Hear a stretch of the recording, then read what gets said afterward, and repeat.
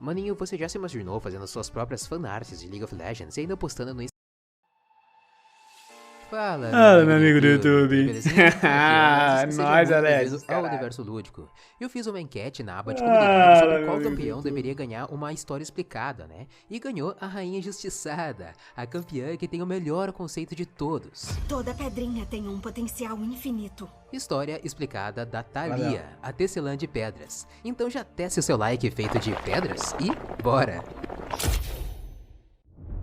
A Shurima de hoje é muito diferente da Shurima de 3.000 anos atrás. Depois que houve a queda do Império, esperado, né? quando o mago Xerath traiu e matou o seu amigo o Imperador Azir e trocou de lugar com ele para passar pelo ritual de ascensão no disco solar de Shurima, aconteceu um cataclismo mágico, onde o Xerath se tornou uma aberração arcana e destruiu toda a capital Shurimani. Foi Pra quem graças não ao sabe, o Nasus Xerath é do mal. e principalmente ao sacrifício do Renekton de se aprisionar com o Xerath dentro de um sarcófago mágico e então os dois afundarem juntos nas areias, junto com toda a capital Shurimani, inclusive, é que o mundo pôde ser salvo de certa forma.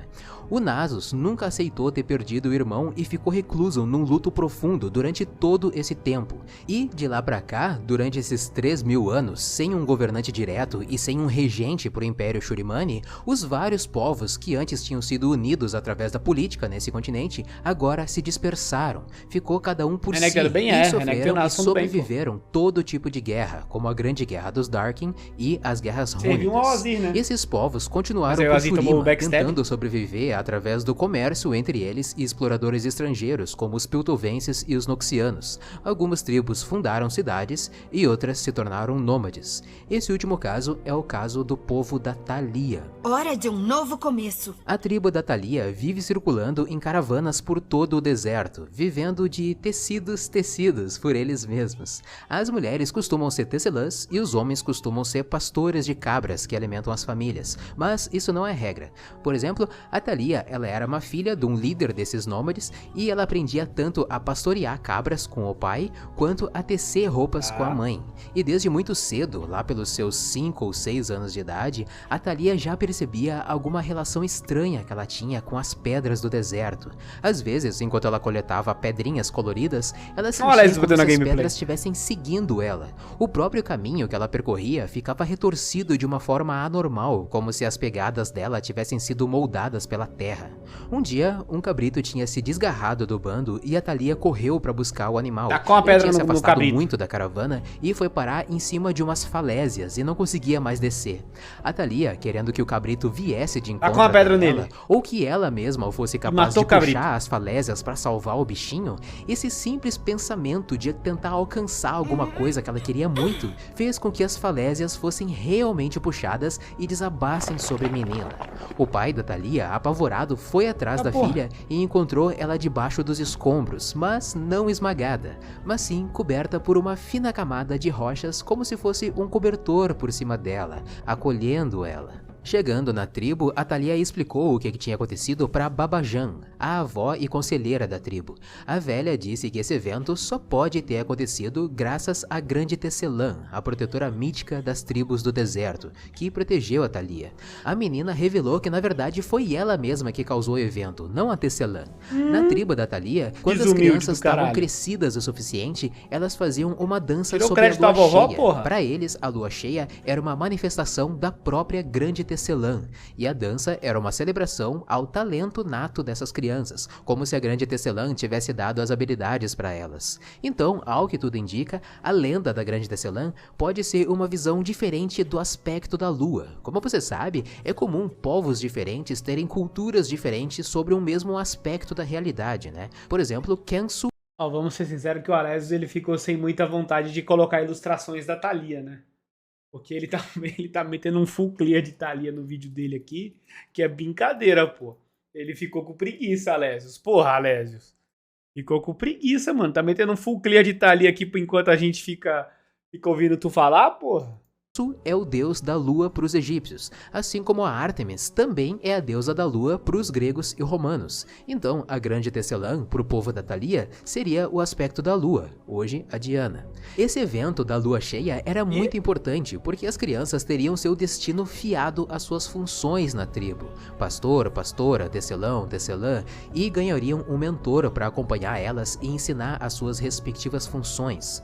Finalmente, chegando a vez da Thalia, lá pelos seus 15, 16 anos de idade, ela ficou cercada pelo povo da tribo, com a fogueira, o cajado de pastor e o carretel e o tear na sua frente. Aí, ó, muito acabou nervosa, o fuclia, porra. ela fechou os olhos e deixou a dança envolver ela, concentrada só nos seus movimentos e no que o solo que ela pisava mostrava para ela no seu íntimo, dançando coreografias que simulavam o tecer dos fios numa tapeçaria. Toda tapeçaria começa com um único ponto. Quando ela abriu os olhos durante a dança, ela viu a tribo toda boquiaberta, assustada com o que tinha ao redor dela. Pedras flutuantes alinhadas em forma de tranças em direção à lua. Essa reação do povo dela fez ela perder a concentração e todas as pedras caíram. Mas a mãe da Thalia, num instinto materno, correu para proteger a filha das pedras caindo e uma pedra afiada cortou levemente o rosto da mãe. Não foi nada demais, mas a Thalia ficou apavorada com o que o poder dela causou na mãe. Ela sentiu o peso da responsabilidade de ter esse poder, o quão perigoso ela poderia ser para os seus amigos e familiares se ela não aprendesse a controlar isso direito. Toda a tribo estaria em risco. A grande tecelã diz que toda lição é uma dádiva. E por mais que a tribo toda se levantasse durante a dança e apoiasse o dom inato da menina, abraçando ela, todos querendo consolar ela como uma filha e parte integrante dessa tribo unida, a Thalia percebeu que ninguém ali poderia realmente ajudar ela a controlar esse dom. Minha dádiva, minha responsabilidade. Assim como a Luxana Estimaguarda, ela descobriu os seus poderes de luz desde muito cedo e hoje ela precisa de mentores para aprender a controlar isso melhor. A Thalia também passa pela mesma frustração, pela mesma situação. Então, essa música é de Hollow Knight, não é? Essa música é de Hollow Knight, não é? No fundo? ela decidiu abandonar a sua tribo temporariamente, buscando viajar ao mundo, procurando mentores que pudessem ajudar ela pelo mundo. A terra chama. Devo responder. Mantenha os olhos no horizonte e seus pés no chão. Primeiramente, ela viajou para o oeste, em direção a Targon, porque lá, talvez, ela encontrasse alguém que tivesse conexão com todas essas lendas míticas que as montanhas têm para ajudar ela. A Leona ou a Diana seriam bons mentores para ela? Talvez, mas foi Noxus quem descobriu os poderes da Thalia primeiro. Noxus tem poder sobre a cidade de Belzun, a cidade mais populosa de Shurima, e tem seus contatos por todo o deserto. Até porque ver uma menina deslizando sobre as pedras não é uma coisa muito comum de se ver, né? Não se vê todo dia, e as notícias correm muito rápido. Então Noxus propôs ajudar a Thalia na sua jornada de aprendizado e também a encontrar um professor para ela. Sei que depois disso tudo, irei para casa um dia. De Belzun, ela foi até o grande Império Noxiano, cheio de ruas estreitas com órfãos, portões negros e cidades feitas de aço cheio de espinhos na estrutura. Uma paisagem totalmente diferente do deserto aberto de Shurima que ela sempre viveu, né? Ela foi apresentada para toda a sociedade aristocrática de Noxus. Imagina a grande intimidação de ser julgada pelos mais ricos e poderosos noxianos. Ela temia o que não conseguia entender. Ela mesma. Muitos se interessaram no poder e no potencial da menina, mas a proposta mais convincente veio de um capitão decadente depois da derrota de Noxus na invasão de Ionia. Ele mentiu que do outro lado do continente tinha uma terra desabitada, onde ela poderia treinar e aprimorar todo tipo de magia, sem causar mal a ninguém. Ela aceitou a oferta e eles zarparam no navio até o continente de Ionia. Mas quando ela estava no meio da viagem, longe da terra firme e de qualquer rocha ou pedra, ela foi intimidada a fazer o seguinte. Chegando em Ionia, ela teria que derrubar todas as vilas ao redor, todo o povo ioniano, causando terremotos e avalanches, ou então ela seria jogada do navio em alto mar ali mesmo. As promessas de Noxus não passam de mentira. Nossa senhora, Alésios. Eu só consigo olhar pra sua gameplay, mano. Sua gameplay. Caralho, Alésios. W foi esse jogada aqui, do navio em alto mar ali mesmo. As promessas de Misericórdia, Lésios. Noxus não passam de mentiras. Pressionada por essa decisão fatal, vendo ao longe a terra firme, cheia de casinhas simples, e olhando na beira do navio o oceano gelado, e percebendo o quanto que ela foi enganada pela lábia dos Noxianos, a Thalia lembrou do corte que ela fez no rosto da mãe e decidiu se sacrificar e proteger aquele povo de certa forma, né? Ela não seria uma ferramenta útil de destruição de forma alguma para nenhum Noxiano. Vocês não passam de invasores e saqueadores. Não vou fazer parte de sua máquina de guerra. Esse poder serve para destruir. Você não quer usá-lo? Ótimo, que ele te afunde como uma pedra. Foi o que disse o capitão e a menina foi atirada em alto mar. Ela conseguiu sobreviver à maré e à correnteza contra as pedras, provavelmente usando a magia dela para amortecer os choques, né? E então ela chegou exausta na orla de Ionia. Minha jornada ainda não chegou ao fim. Ionia ajudaram ela, será? Com frio, porque o inverno estava chegando em Ionia, estava chegando no norte todo, né? É a primeira vez que a Thalia tem a experiência de neve, né? Já que ela passou a infância toda num deserto quente. Ela caminhou por vários dias nas montanhas rochosas das primeiras terras, até que ela finalmente se encontrou com alguém que pudesse realmente ajudar ela. O pai aí, o imperdoável Ronin, um pária culpado por ter matado o seu próprio mestre, Yasuo. Nossos caminhos se entrelaçaram por um motivo. Só que o encontro deles foi bem acidental. A Thalia estava caçando por uma lebre da neve e acabou causando uma avalanche por cima do Yasuo. Ela resgatou ele, levou ele até uma caverna, aqueceu ele numa fogueira feita de pedras que ela mesma conseguia fazer essa fricção entre as pedras e causar fogo. Pegou um pouco da comida que ele tinha guardado na bolsa, já que ela não tinha conseguido capturar aquela lebre, né? E o Yasuo só ria, ele achou graça do quão desastrosa que era aquela menina. De uma forma bem irônica, ele agradeceu ela por ter salvo ele da avalanche que ela mesma tinha causado, né? E é a partir daí que a Thalia ganha o apelido carinhoso de Pequena Pardal. O pardal voa contra o vento. O Yasuo provoca ela, dizendo que ela é um passarinho longe do ninho, e ainda usa isso como uma forma de filosofia para ela entender melhor os poderes dela. A confiança de um pássaro não está no galho. A confiança de um pássaro não está no galho. Tem certeza de que é a montanha que você deseja conquistar, Pequena Pardal? Você junta pedras com as mãos? Provocações que eram também ensinamentos para ela finalmente perder o medo de usar os poderes e sentir mais confiança com o dom dela. E a partir desse momento, os dois criaram uma relação de aluna e professor. Aprendi muito desde que nos vimos. Durante chegou minha comida, peraí. Eu vou lá pegar minha comida. E aí, onde é que paramos mesmo? Yasuo ensinou tudo sobre equilíbrio. Equilíbrio esse que alguns já entendiam bem, mas foi só depois da invasão de Noxus no continente de Ionia é que as pessoas passaram a entender melhor, como a Karma, o Mastery, a Irelia, a Akali. Eles entenderam que não existe só paz, não existe só harmonia, só felicidade, só prazer. Tudo tem a sua dualidade com o... velho.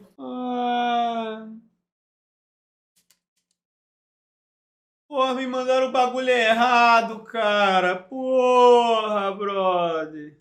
Foda-se, depois eu reclamo lá. Vou lançar esse aqui pra dentro mesmo. É isso. Oposto, violência, dor, sofrimento. Como eu já falei em algum outro vídeo, na vida nada é preto no branco, tudo é cinza, tá ligado? E o Yasuo ensinou isso pra Thalia, fez ela entender que os poderes dela tanto vão ajudar ela a salvar vidas um dia, quanto vai acabar matando alguém que estiver ameaçando a tribo dela. O mundo é Noxus e o mundo é Ionia. Cabe a você equilibrar esse mundo. Escolhas. Elas são tudo o que eu tenho. Um dia, os dois viajaram muito e chegaram até uma taverna de um vilarejo. Foi a primeira vez que a Thalia viu o Yasuo nervoso, preocupado com alguma coisa, e eles ficaram mocosados numa mesa embaixo das escadas para não chamarem muito a atenção.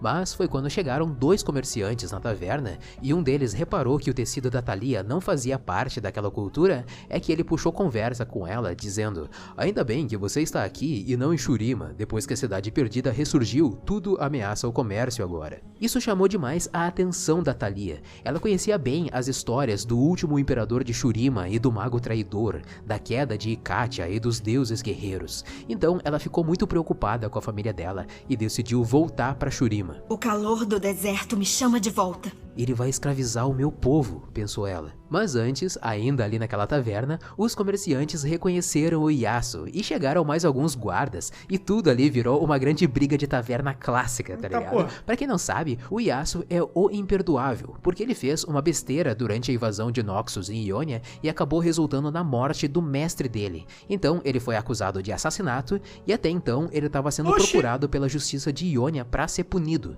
Isso eu ainda vou explicar melhor num vídeo de história explicada só do Yasuo futuramente. Nem todos que vagam estão perdidos. O legal é que nessa briga da taverna, a Thalia mostra que os ensinamentos do Yasuo valeram a pena. Ela sente mais confiança em usar os poderes e ela aprendeu até a habilidade W dela, empurrão sísmico, levantando um soldado enquanto o Yasuo ultou em cima dele. Isso foi incrível! Vamos ver se consigo de novo. Depois disso, eles fugiram. O Yasuo tentou convencer ela para continuar o treinamento em Ionia, mas a Thalia tinha muita pressa em ajudar a família dela. Então ele orientou ela a fazer uma viagem segura longe de Noxus. Ela deveria primeiro seguir até Freljord, onde lá ela encontraria uma tribo que já resistiu e derrotou os Noxianos uma vez. Os Garras de Inverno, liderados pela Sejuani, ajudaria ela.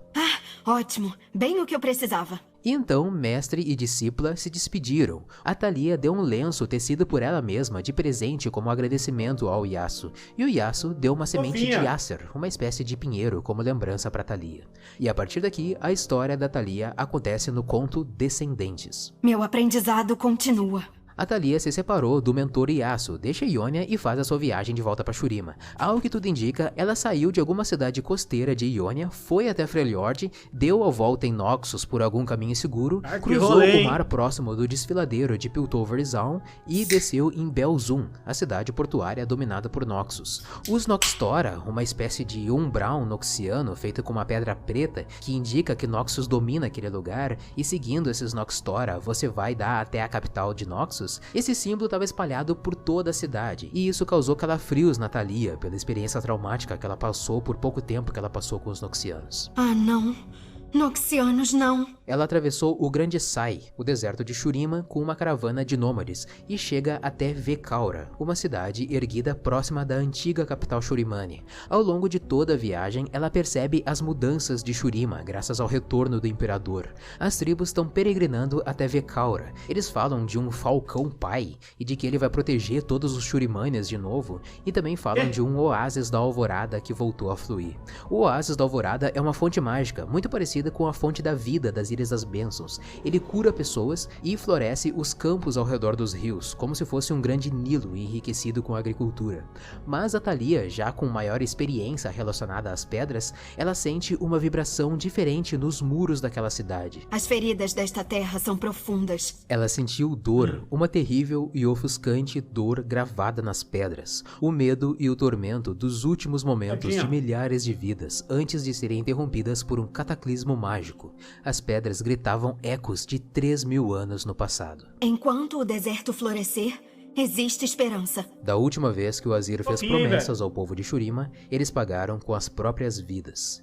Eu preciso proteger a minha família, a Thalia pensou enquanto ela caminhava até os portões de Vekaura. Mais um motivo para continuar em frente. É tudo muito conturbado em Shurima agora, bem populoso, tanto com os cidadãos locais quanto com os exploradores estrangeiros. Toda a Shurima atual se tornou praticamente aqueles mercados árabes e persas típicos de filmes como Aladdin, tá ligado? As pessoas fluem como água entre as tendas, gritam e oferecem todo tipo de produto parido do deserto. É bom estar de volta. Antes de entrar na cidade, a Thalia encontrou uma mulher ferida. Era Sivir, a mercenária do deserto. Caralho. A Sivir estava ferida justamente por causa do retorno do Imperador Azir, envolvendo uma treta entre ela e a Cassiopeia. Eu ainda vou contar isso num vídeo específico sobre a Sivir ou sobre a Cassiopeia. O que você, meu amigo lúdico... Cassiopeia do mal? Então, a Thalia ajuda a Sivir e as duas entram em Vekaura. É aí que a Thalia esbarra num homem muito alto, escondido sobre um capuz alongado. Muito? Era o Sim. Nasus, o deus guerreiro fudendo. ascendente que teve seus tempos de glória num passado remoto de 3.000 anos atrás.